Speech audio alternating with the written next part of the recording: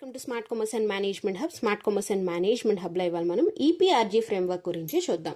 ఈ ఈపీఆర్జీ ఫ్రేమ్వర్క్ అనేది ఐహెచ్ఆర్ఎం ఉంది కదా, ఇంటర్నేషనల్ హెచ్ఆర్ఎం, అందులో వస్తుంది.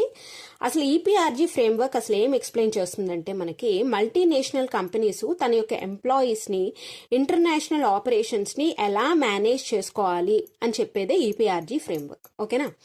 సరే, ఈ అంటే ఎథ్నోసెంట్రిక్ అంటే ఏంటంటే, ఇటువంటి కంపెనీస్, ఇలాంటి మల్టీనేషనల్ కంపెనీస్ పేరెంట్ కంట్రీకి ఎక్కువ ఇంపార్టెన్స్ ఇస్తాయి.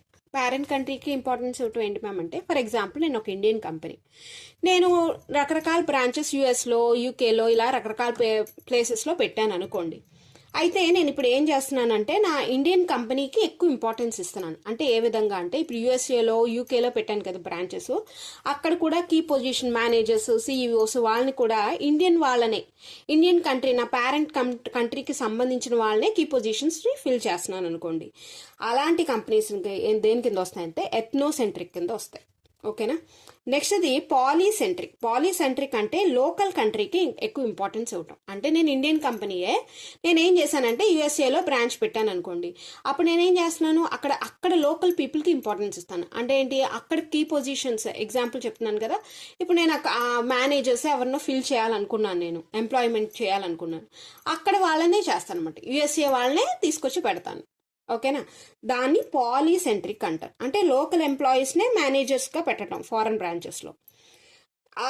ఆర్ అంటే రీజియోసెంట్రిక్ అంటే పర్టికులర్ రీజన్కి ఇంపార్టెన్స్ ఇవ్వటం. ఇందాక ఎగ్జాంపుల్ తీసుకున్నాం కదా, అదే ఎగ్జాంపుల్ తీసుకుందాం.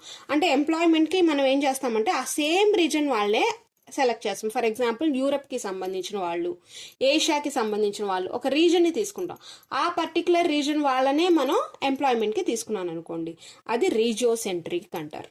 అలా కాదు జియోసెంట్రిక్ అంటే ఏంటంటే గ్లోబల్ వైజ్ నేను ఇంపార్టెన్స్ ఇవ్వటం. అంటే నాకు యుఎస్ బ్రాంచా, యూకే బ్రాంచా, ఇండియన్ బ్రాంచా అని కాదు, బెస్ట్ టాలెంట్ ఎంప్లాయీస్ ఉంటే చాలు, నేను వాళ్ళని తీసుకుంటారు. గ్లోబల్లీ వాళ్ళు ఎక్కడున్నా పర్వాలేదు అనుకున్నాను అనుకో, దాన్ని జియోసెంట్రిక్ అంటారనమాట. ఓకేనా?